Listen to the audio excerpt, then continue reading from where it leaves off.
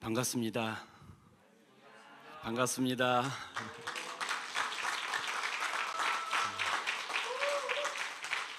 열렬하게 환영해 주셔서 감사합니다.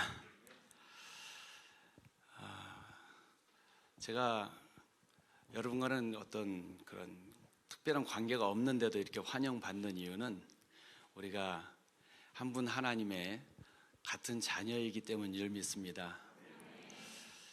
우리에게는 한 분 하나님을 믿는다는 신앙이 있습니다. 그리고 그 하나님의 다스림이 있는 곳, 그곳을 우리는 천국 하나님 나라라고 합니다. 그래서 하나님의 다스림 속에 우리가 있기 때문에 하나님의 은혜 가운데 거하게 되는 것입니다. 이 나라라고 하는 것은 법이 있죠. 그 법이 미치는 영역이 그 나라입니다. 제가 브라질에 있을 때는 브라질의 법을 따라서 살았습니다. 한국에 오니까 이제 한국 법을 따라야 돼요. 제가 운전을 하다가 이 사거리에서 우회전 깜빡이를 놓고 서 있었습니다. 사거리에 오른쪽으로 돌아가려고 서 있는데 뒤에서 빵빵거리는 거예요. 막 가라고 신경질을 냅니다. 근데 저 깜빡했어요. 브라질에서는 우회전도 깜빡이 놓고 신호등이 떨어져야 우회전을 해요. 근데 여기서는 이제 차 없으면 우회전하고 지나가지 않습니까? 이게 법이 다른 거지요. 우리가 하나님 나라 백성이면 하나님의 법을 따라야 됩니다. 우리가 하나님 나라 백성이면 하나님 나라의 법을 따라야 합니다. 우리가 하나님 나라, 이 천국에 대해서 생각할 때 많은 사람들이 천국은 좋은 것이지만 좋은 그곳은 우리가 이 세상이 아니라 죽어서 가는 곳이 아니냐, 많은 사람들이 그렇게 천국은 죽어서 가는 곳으로 생각을 합니다. 그런데 마태복음 12장 28절을 보면 그러나 내가 하나님의 성령을 힘입어 귀신을 쫓아내는 것이면 하나님의 나라가 이미 너희에게 임하였느니라 라고 예수님 말씀하십니다. 하나님 나라가 이미 너희에게 임하였느니라. 하나님 나라가 이미 우리에게 임하였다 라고 예수님 말씀하세요. 그러면 지금 우리들이 이미 하나님 나라에 살고 있다면 나는 하나님 나라 백성이요 하나님의 법을 따라 살아야 되는 거지요. 그런데 하나님 나라 천국이 정확히 무엇을 의미하느냐라고 물으면 잘 설명을 못합니다. 아직 살아보지 못했기 때문이기도 하고 또 천국에 갔다가 온 사람도 별로 없어요. 그러니까 우리가 죽음을 생각하고 천국을 하나님 나라 생각하면 죽었다 살아난 사람이 없다 보니까 천국에 대해서 우리는 잘 모릅니다.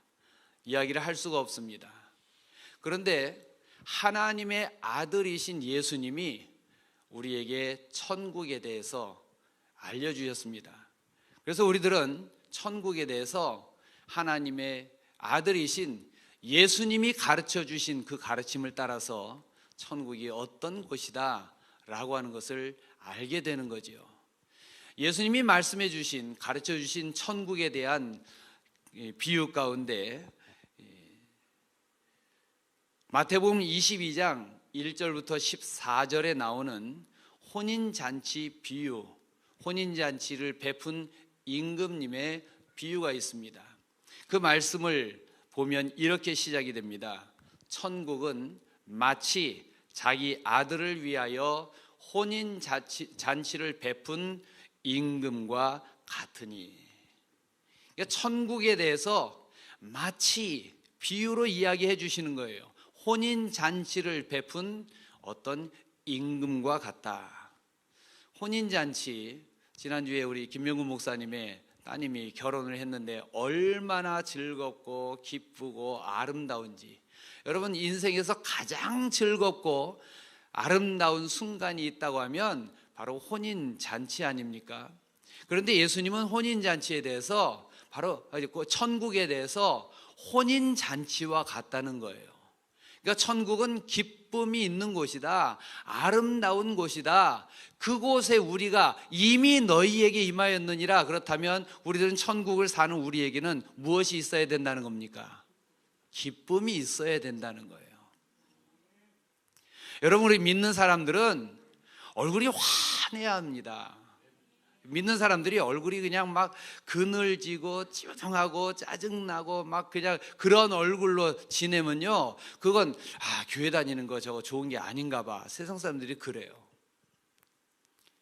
근데 얼굴이 환하고 기쁨이 있고 뭔가 정말 대단히 좋은 일이 있는 것 같이 보이면 뭐가 그렇게 좋아? 내가 예수님 믿어서 그래, 예수님 때문에 그래, 그 교회 나도 가볼까?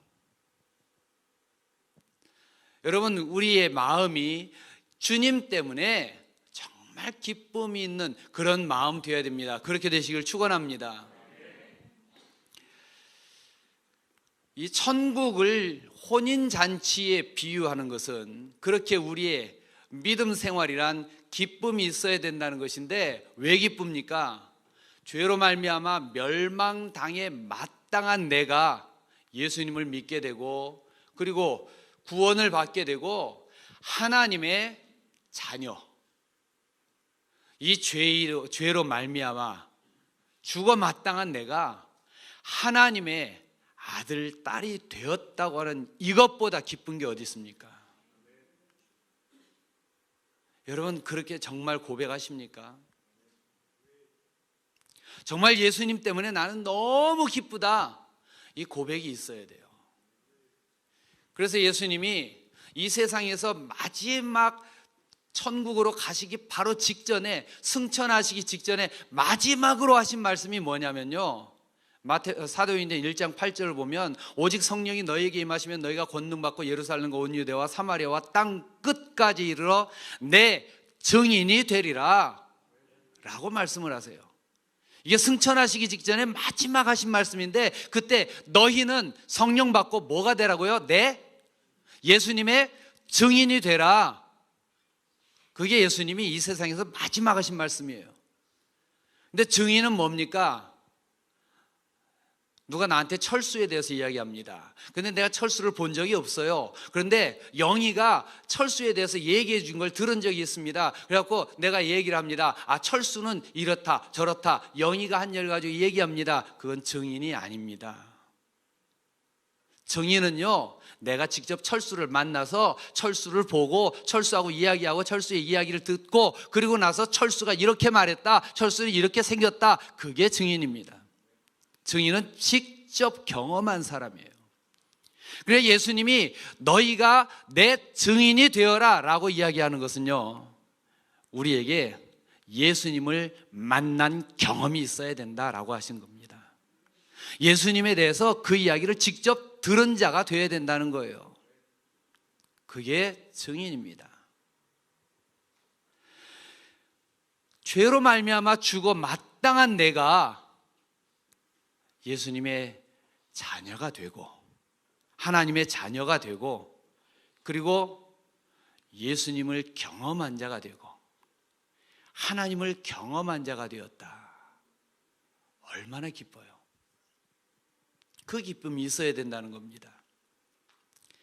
그런데 이 혼인잔치 비유에서 천국은 마치 혼인잔치를 베푼 어떤 임금과 같다라고 하면서 이 비유가 쭉 진행이 되는데, 이 비유에서 혼인잔치에 초청을 받은 사람들이 오지를 않습니다. 그래서 혼인잔치가 비어 있습니다. 그러니까 임금이 하인들에게 말합니다. 너희는 나가서 길에서 아무나 만나든지 데려다가 내 집을 채워라 라고 이야기합니다. 그래서 혼인잔치에 이제 자리가 차게 됩니다.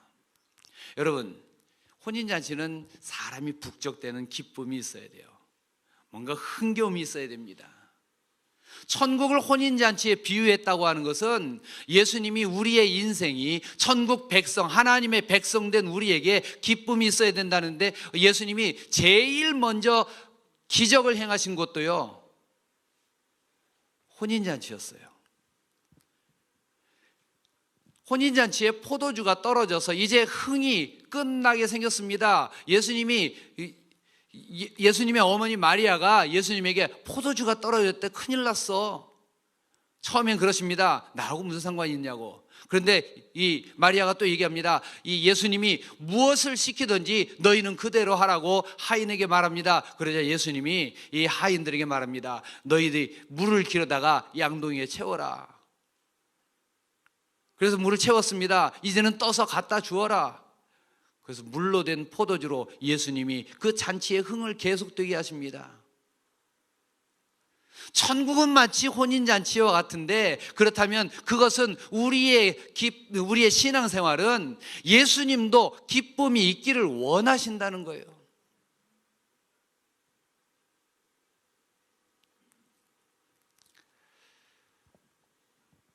만일 혼인잔치에 포도주가 떨어졌다, 그게 인생이 꼬일 정도의 문제일까요?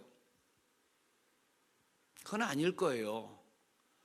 조금 문제가 되긴 하겠지만 인생이 꼬일 정도의 문제는 아닐 겁니다. 죽고 사는 큰 문제가 아닐 겁니다. 그런데도 예수님이 첫 번째 기적을 그 혼인잔치에서 행하셨다고 하는 것은, 그것은 우리의 신앙생활에 하나님이 주신 기쁨이 있기를 예수님도 원하신다는 것입니다. 남자 장정만 5천 명이 모인, 그 가족까지 하면은 적어도 2만 명은 모여 있는 베스데 광야에서 예수님의 말씀을 듣고 있는 사람들, 그들이 배가 고픕니다. 그걸 불쌍히 여기신 예수님이 제자들에게 말씀하십니다. 너희가 먹을 것을 주어라. 그랬더니 제자들이 200데나리온이 있어도 모자라겠는데요. 그래? 안 되겠구나. 예수님 그러셨을까요? 그러지 않으셨어요. 성경을 보면 예수님이 말씀을 듣다가 배고플 수도 있지 참아야 하느니라 안 그랬습니다.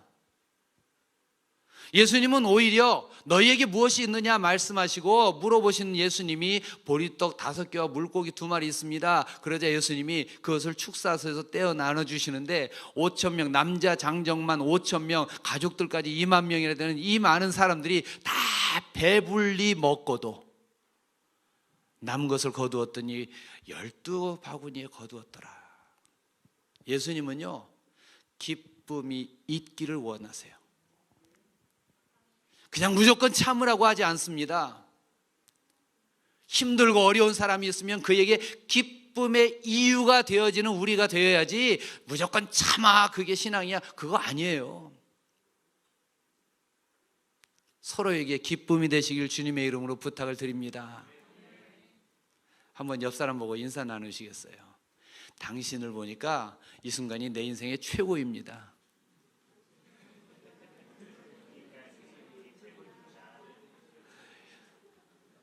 속으로 거짓말 그러지 마세요. 진짜 만나면 반가워야 됩니다. 저는요, 나중에 말씀을 드리겠지만 여러분과 이렇게 만나는 순간이 얼마나 감사한지 몰라요. 하나님의 은혜가 아니면 볼 수 없는 사람들이 여러분들입니다. 옆에 있는 분들이 그냥 주일 되면 가면 볼 수 있는 사람, 근데 다음 주에 혹 못 보는 사람이 있을 수도 있어요.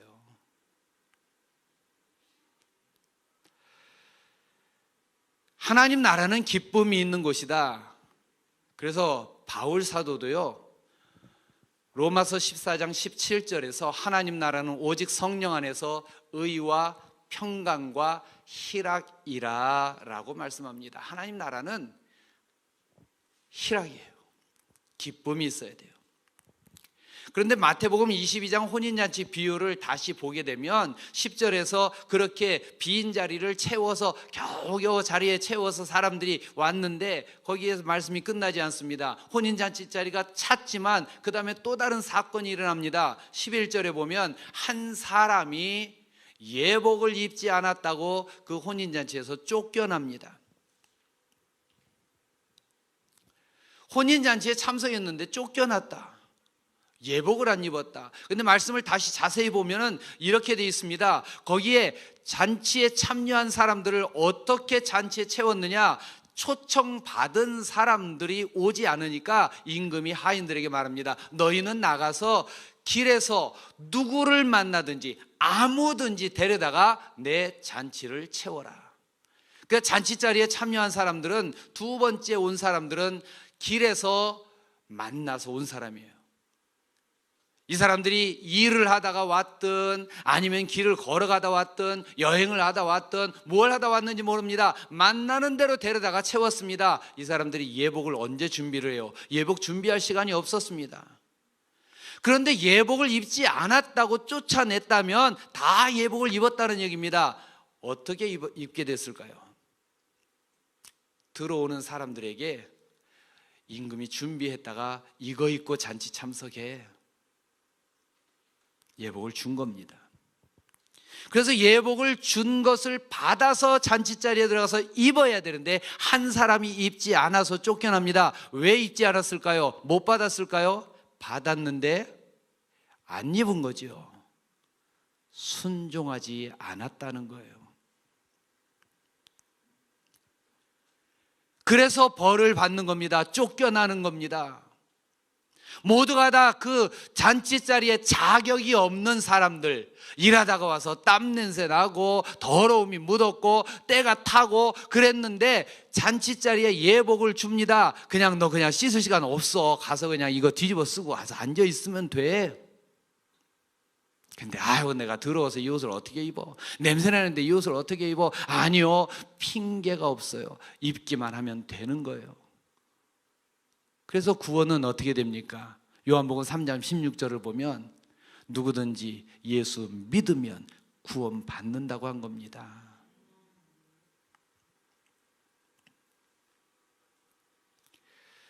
열심히 일하는 거 좋은 일이에요. 그런데 열심히 일하는 것이 문제가 되는 사람들이 있습니다. 어떤 때냐? 부르심이 있을 때 그 부르심 거부하고 일하는 겁니다. 이 혼인잔치 비유가 이야기하는 건 바로 이겁니다.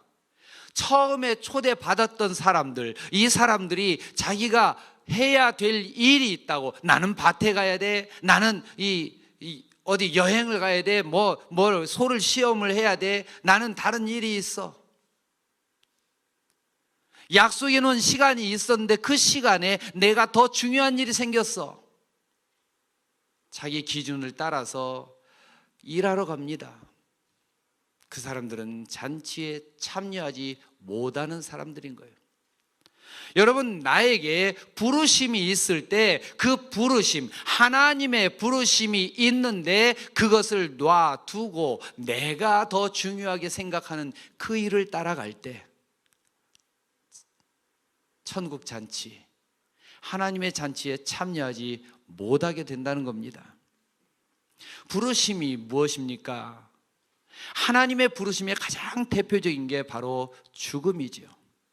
내가 세상을 살면서 너무나 중요하게 생각하고 나는 이거 해야 돼, 나는 저거 해야 돼, 그렇게 열심히 하던 일이 있다 해도 절대로 놓을 수 없는 그 일도요, 하나님의 부르심이 있을 때는 놓고 가야 합니다.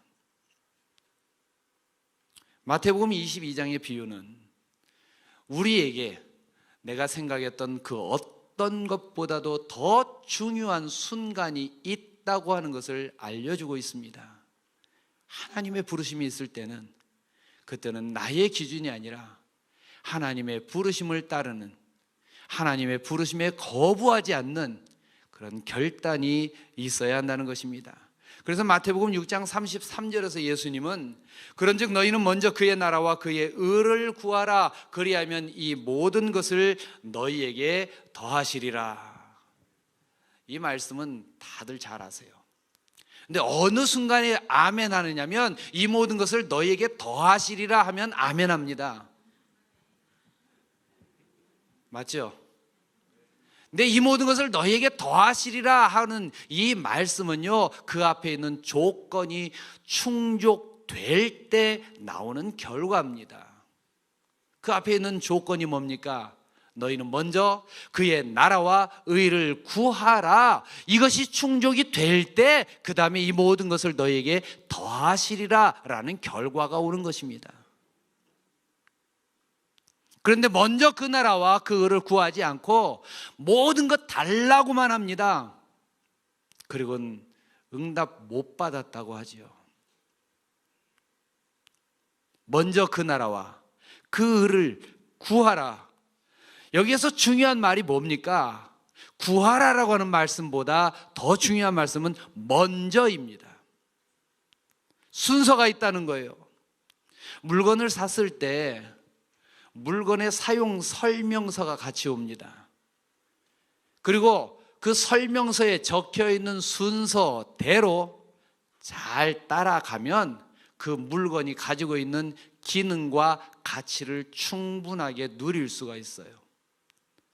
근데 사용 설명서대로 하지 않고 자기 마음대로 하면서 고장났다, 안 된다 이야기하는 것은 어리석은 일이죠.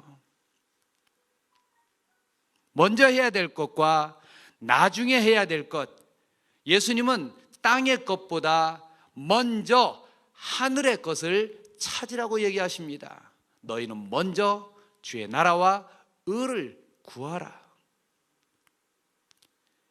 그래서 우리들은 이 세상에 있는 것보다 먼저 하나님의 것을 생각해야 하고, 세상의 물질보다 생명을 먼저 생각하는 자가 되어야 된다는 거예요. 왜냐하면 세상의 것을 아무리 많이 가지고 있어도 생명을 부르시는 그 부름 앞에서는 우리는 그거 다 놓고 가야 되기 때문입니다.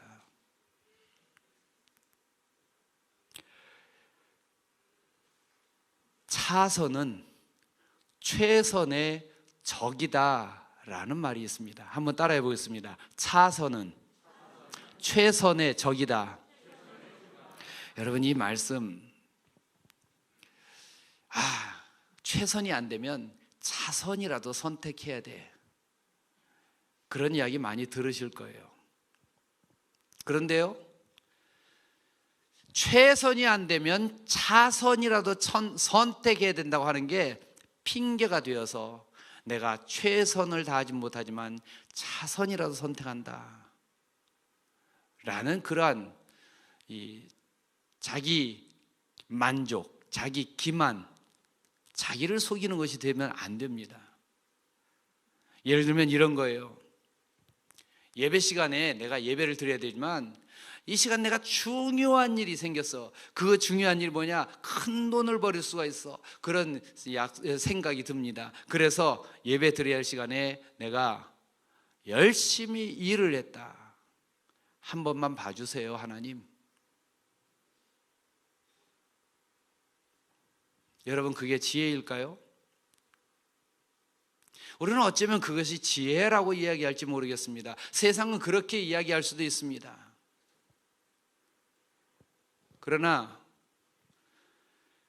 하나님의 부르심이 세상의 것보다 나중이 되면 안 돼요. 다시 혼인잔치 비유를 보면 이렇게 혼인잔치에 많은 사람들이 자리를 차지했지만 그 가운데 순종하지 않은 자가 쫓겨나게 됐을 때, 그때 예복을 주는 임금의 호의를 거부했을 때 그는 자격 없는 자가 되더라는 것입니다.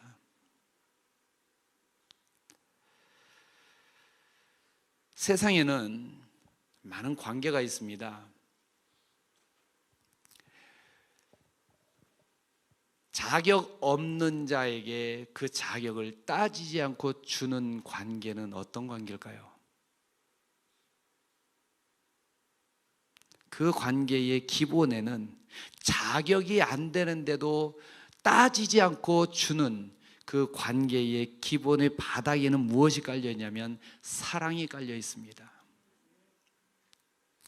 세상의 많은 관계들 가운데 대부분의 관계는 계산이 기본이 되어 있습니다. 계약이 기본이 되어 있습니다. 내가 이만큼 했으니까 너도 이만큼 해야 돼 라고 하는 그 계약으로 세상은 이루어졌다고 합니다. 그런데 그 계약을 뛰어넘는 관계가 세상 속에 하나 있어요. 그건 부모와 자녀의 관계입니다.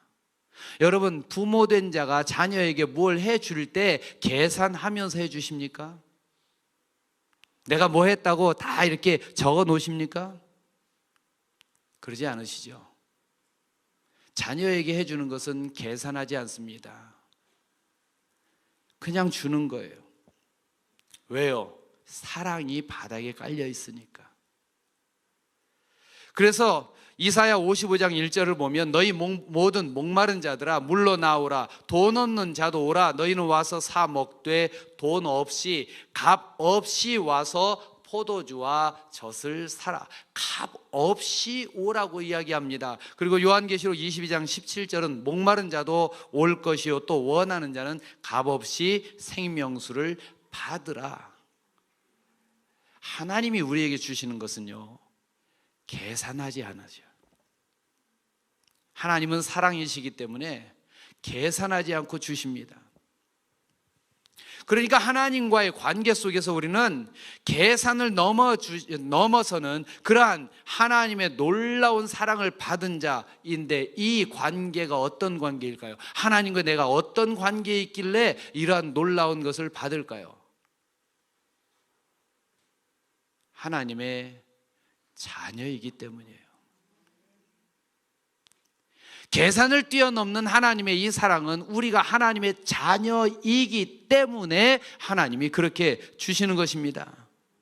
신명기 14장 1절을 보면 너희는 너희 하나님 여호와의 자녀이니 라고 이야기하고 있습니다. 너희는 너희 하나님 여호와의 자녀이니. 그래서 하나님은 말씀하신 대로 우리의 아버지가 되셔서 모든 것을 아낌없이 주시고 그 사랑을 받아들이는 것을, 믿음으로 순종하는 것을 기뻐하십니다. 하나님이 기뻐하시는 일은요, 자녀인 우리들이 잘 되는 것이에요. 하나님의 마음은 우리가 잘 되기를 원하시는 것입니다.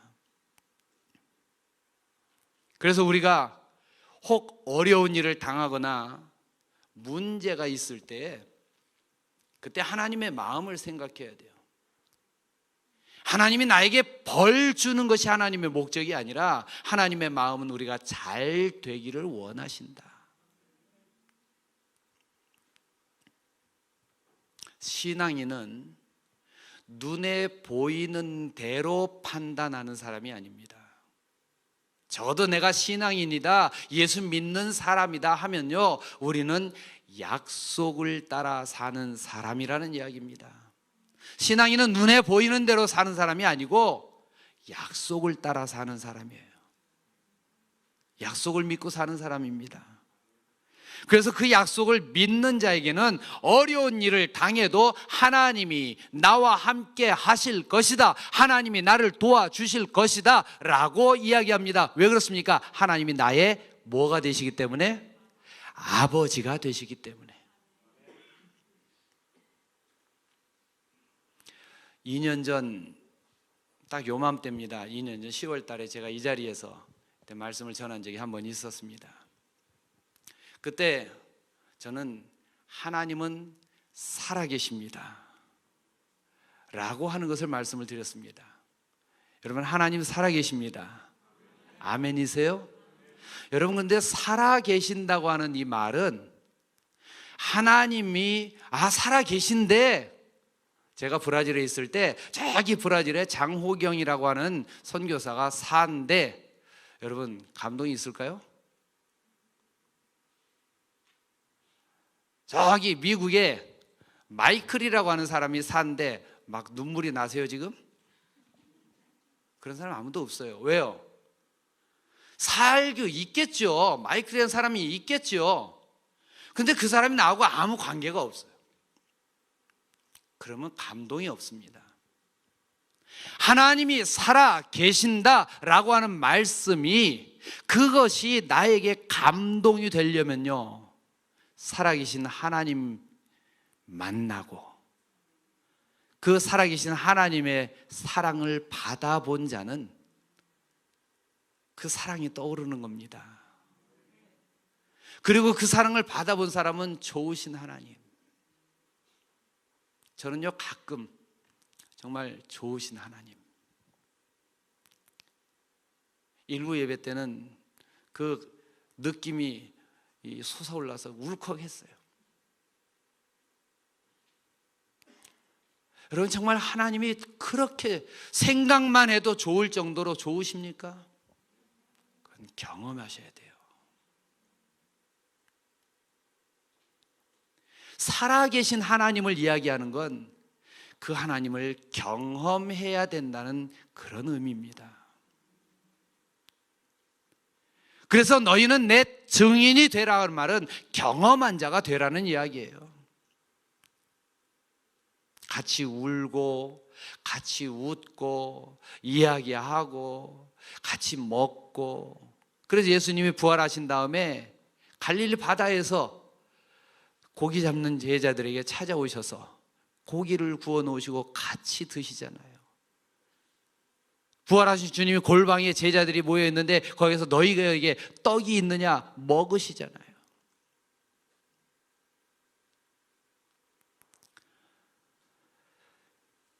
살아계신 하나님을 만난 경험, 그것을 간증이라고 그러죠. 간증이 있는 성도들이 많은 교회는 웬만한 풍파 앞에서도 흔들리지 않습니다. 간증이 있는, 하나님을 만난 경험이 있는 성도들이 많은 교회는 그래서 힘이 있는 교회예요. 우리 교회가 간증이 있는 성도들이 많이 있는 교회가 되시길 주의 이름으로 축원합니다. 좋으신 하나님, 생각만 해도 울컥하는 그런 감동이 있는 신앙이 되시기를 주의 이름으로 부탁을 드립니다. 하나님은 살아계십니다 라고 하는 것을 고백하게 되면요, 그래서 그 다음에는 살아계신 하나님은 나에게 어떤 분이냐 라고 하는 것에 대해서 생각하게 됩니다. 살아계신 하나님은 나에게 어떤 분이냐, 이 말은 관계가 생겼다는 얘기예요. 하나님과 나와는 어떤 관계냐.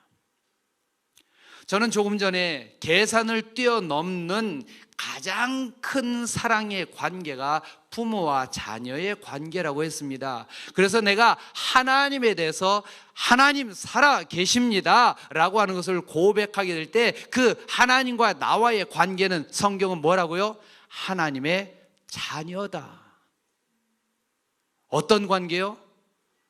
아버지와 아들, 딸의 관계라고 이야기하고 있는 거예요. 여러분, 자녀로서의 사랑을 받고 계십니까? 내가 하나님의 자녀라고 하는 사랑을 받고 계세요? 이 가운데 아멘 하는 분도 있고요, 글쎄 잘 모르겠는데요 하는 분도 있습니다. 그러나 하나님에 대해서 제가 오늘 이 자리에 서 있는 이유가 뭐냐, 하나님의 자녀는 어떤 존재냐, 얼마나 큰 사랑을 받는 자이냐, 그걸 말씀을 드리려고 하는 거예요. 하나님의 사랑, 자녀로서 받는 아버지의 사랑이 얼마나 좋은 것인지 여러분도 고백할 수 있게 되기를 바랍니다. 그런 고백을 할 수 있는 사람은요, 정말 행복한 사람이에요. 예수님은 마태복음 7장 11절에서 하물며 하늘에 계신 너희 아버지께서 구하는 자에게 좋은 것으로 주시지 않겠느냐 라고 말씀하십니다. 제가 어떤 분 사무실을 갔더니, 여러분 예수님 사진 이렇게 걸어 놓으신 분 계시나요? 집에? 없어요? 예, 감사합니다. 예수님 사진을, 그분은요, 예수님 사진을 제가 딱 들어서 앉으니까 예수님 사진이 딱 맞은편 벽에 있더라고요. 아유, 참 좋습니다. 근데 왼쪽을 봤더니 여기 벽에도 있어요. 오른쪽을 봤더니 오른쪽 벽에도 있어요. 그래서 혹시나 하고 뒤로 봤더니 뒤에도 있습니다. 사방에다 예수님 사진을 걸어 놓은 거예요. 그래서 제가 물었습니다. 이렇게 어느 쪽을 봐도 예수님이 눈을 부릅뜨고 지켜보시는데 좀 부담스럽지 않습니까? 여러분 어떨 것 같아요? 그랬더니 그분이 이렇게 말합니다. 목사님, 나는 어느 쪽을 봐도 예수님이 나를 지켜보시며 지켜주신다고 하는 이 사실이 얼마나 좋은지 모릅니다.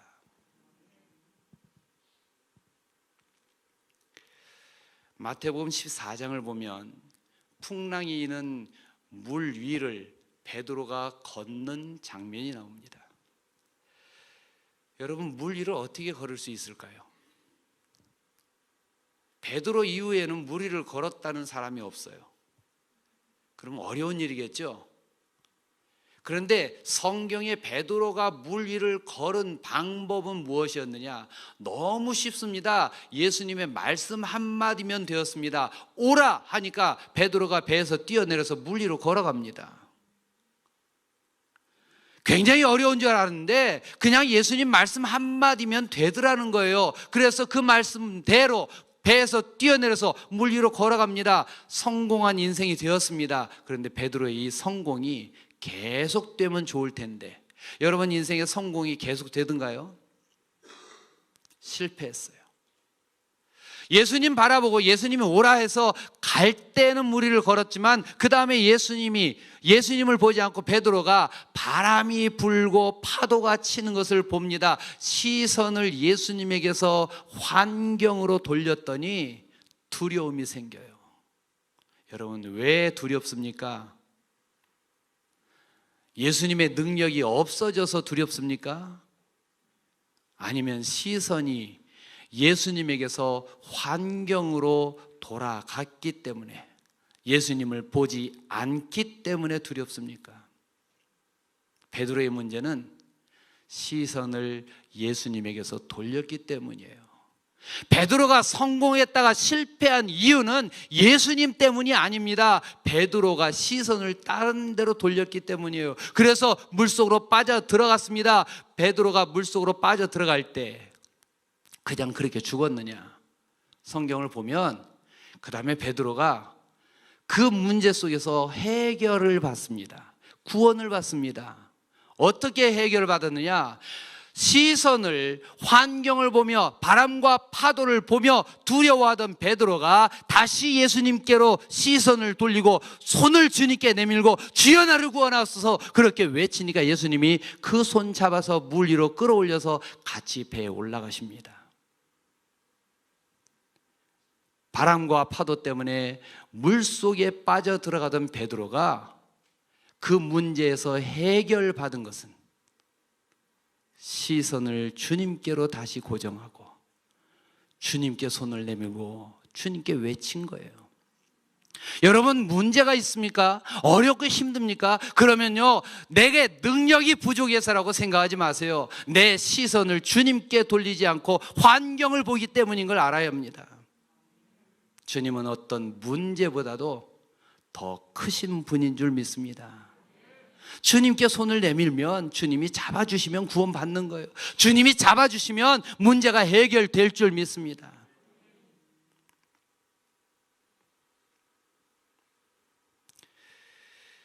베드로가 물속에 빠져 들어갈 때 다시 주님을 바라보고 손을 내밀어서 그렇게 주님과 함께 배에 올라가는 기쁨, 감격을 누렸다고 하는 이 사실은 우리가 신앙생활을 어떻게 해야 되는지를 보여줍니다. 우리 인생의 모든 문제의 해결책은 예수님에게 있다는 거예요. 하나님께 있다는 겁니다. 그래서 너희는 먼저 그의 나라와 그의 의를 구하라. 그리하면 이 모든 것을 너희에게 더하시리라 라고 말씀하신 것입니다. 저는 이 브라질에서 19년 동안 이제 선교사로 사역을 하고 이제 고국에 돌아온 지 몇 달 되지 않습니다. 선교사 훈련 기간을 포함하면 41살에 한국에서 떠나서 브라질 가서 이제 지금 60이 돼서 왔습니다. 그런데 브라질을 떠나야 한다는 이 생각을 할 때 어떻게 하지 고민했습니다. 사실 무엇을 해야 될지, 어디로 가야 될지 결정된 것 하나도 없고 계획도 없고 그저 아무것도 가진 것도 없이 뭐 연금이나 그런 재산도 없고요. 자, 아무것도 없이 브라질에서 20년 만에 돌아온 제가 여러분 보실 때 얼굴에 그늘이 있나요? 없죠. 제가 너무 철이 없어서 정말 마음이 평안합니다. 왜냐하면 지난 20년 동안 저를 지켜주시고 도와주시고 능력으로 일할 수 있도록 능력을 더하여 주신 하나님이 이곳으로 부르셨을 때는 이곳에서도 인도하시고 도와주실 줄 믿기 때문입니다. 저는 브라질에 있으면서 하나님이 저를 지켜주시고 저와 함께 하신다고 하는 것을 너무나 분명하게 경험했어요. 시간만 된다면 그 간증을 며칠이고 할 수 있습니다. 너무너무 놀라운 일들이 많이 있었어요. 한 가지만 간증하고 이제 마치려고 합니다. 지난 4월 달에 제가 이제 브라질을 떠날 마음의 고민을 하면서 어디로 가야 할지 어떻게 해야 될지 결정하지 못하고 기도하고 있을 때, 그때도 선교지에 일이 있어서 제 아내하고 같이 이제 차를 타고 선교지를 방문하고 돌아오는 길에 운전을 하는데 왼쪽 편에서 뭐가 쾅 하는 소리가 나는 거예요. 깜짝 놀래고 이렇게 백미러를 보니까 잘 모르겠습니다. 그런데 얼핏 보기에 옆에 있는 차가 손으로 막 이렇게 하는데 그거 보니까는 차 밑에 뭔가 문제가 있나 보다 생각이 들어서 그래서 차를 길가에 세웠습니다. 그랬더니 그 차인지 다른 차인지 또 차가 와서 제 앞에 섭니다. 뭐 차에 문제가 있나 보다. 좀 도와주러 왔나 보다. 그랬더니 둘이 내립니다. 둘이 내려서 하나는 저쪽으로 오고 하나는 제 아내 쪽으로 가면서 저에게 이렇게 제가 차문을 내리고 무슨 일이냐고 그랬더니 난 이 차 가져가려고 왔어. 강도인 거예요. 근데 말을 너무 편안하게 하는 겁니다. 난 이 차가 필요해. 차에서 내려. 언성을 조금도 높이지도 않고요. 너무 침착합니다. 그러니까 제 아내가 무슨 일이 생긴지도 모르고 왜 그래 무슨 일이야 그렇게 하고 이제 핸드폰을 보고 있습니다. 근데 제 아내 쪽으로 간 사람이 제 아내 핸드폰을 이렇게 쓱, 급하게도 아니에요, 쓱 이렇게 가져갑니다. 그러니까 아내가 왜 그래? 제가 그랬습니다. 강도야. 처음엔 못 알아듣더라고요. 차 뺏기고 그들이 타고 온 차에 저희가 이제 끌려 들어가서 납치가 됐습니다. 브라질에서는 납치를 당하면요, 정말 잘된 케이스가 뭐 며칠 만에 몇 주 만에 이렇게 풀려나는 경우들, 그렇지 않으면 실종되거나 죽어서 발견되는 경우가 참 많습니다. 근데 저희들은 납치가 되고 나서, 그리고 이제 그 영화 같은 거 보면은 브라질에 이렇게 갱들 막 싸우고 그런 지역이 있잖아요. 그렇게 그런 지역을 파벨라라고 하는데, 그곳에 이제 한 집에 저희들을 가두고 거기에 저희들을 감시하는 이제 갱들이 납치할 때 3명, 그리고 또 저희를 그 감시하는 갱들 3명, 그렇게 6명이 이제 저희가 본 사람들인데, 그 3명이 저희를 감시를 하는 겁니다. 제 아내가 옆에 있으니까 도망을 갈 수도 없고 반항을 할 수도 없고 그냥 시키는 대로 하는 거예요. 그런데 이 강도들이 뭐 이거 달라 그러면 주고, 저거 알려달라 그러면 알려주고, 뭐 통장에 비밀번호 내놓으라 그러면 비밀번호 알려주고, 혹여라도 한 대라도 맞지 않으려고 그렇게 이제 하는 겁니다. 그러고 있는데 한 3시간쯤 지난 것 같아요. 두 사람이 잠깐 밖에 나가고 한 명이 이제 저희를 지키고 있는 상황인데, 제 마음속에서는 이걸 지금 그냥 확 밀치고 튀어나가. 근데 아내 때문에 그럴 수가 없는 거예요. 그런데 갑자기 문이 팡 하고 문이 열리는 겁니다. 그러면서 총든 손이 쑥 들어옵니다. 그리고 총든 손이 쑥 들어오면서 그러면서 경찰이다, 폴리시야, 그러면서 경찰이 쑥 들어오는 거예요.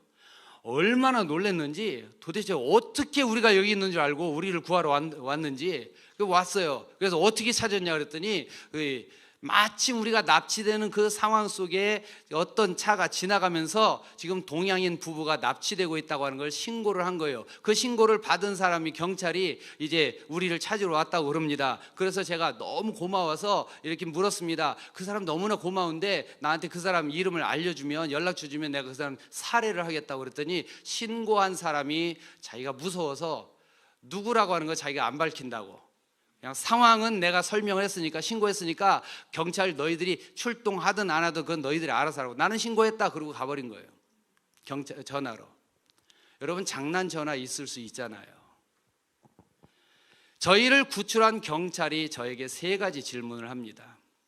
첫 번째 질문이 다친 데 없느냐. 두 번째 질문이 총이나 칼 같은 걸로 위협을 당했느냐. 그 다음에 3번째 질문이 너 뭐 하는 사람이야? 여러분, 전혀 엉뚱한 질문을 합니다. 사건과 상관이 없는 것 같은 질문을 합니다. 그래서 제가 왜 그것을 물어? 그러면서 나 목사야 그랬습니다. 그랬더니 이 경찰이 너 뭐 하는 사람이야? 질문했던 사람이 나 목사야 그러니까 이렇게 대답을 합니다.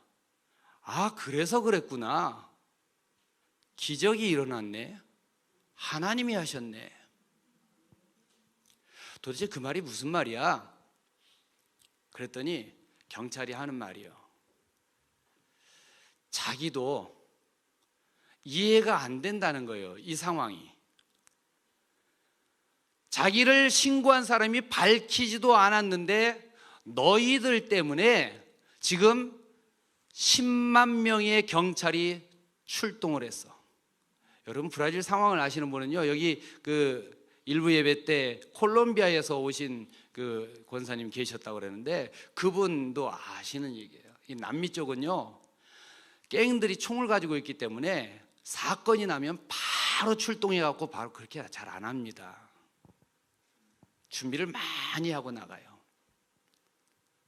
그런데 3시간 만에 저희를 구출했다고 하는 건 이건 기적이에요.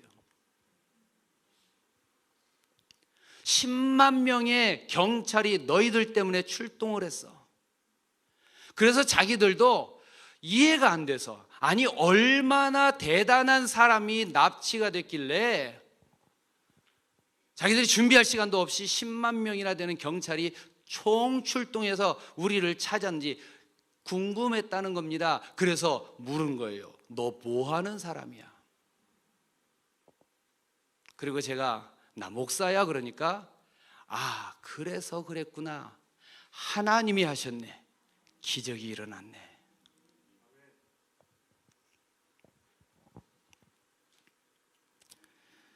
그리고 나서 그 다음부터 저의 마음속에는요,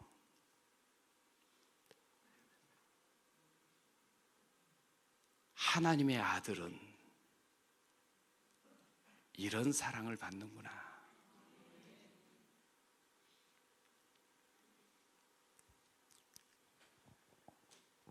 여러분, 제가 가진 거 없어서 아무것도 재산도 없고 그냥 평범한 선교사, 평범한 목사입니다.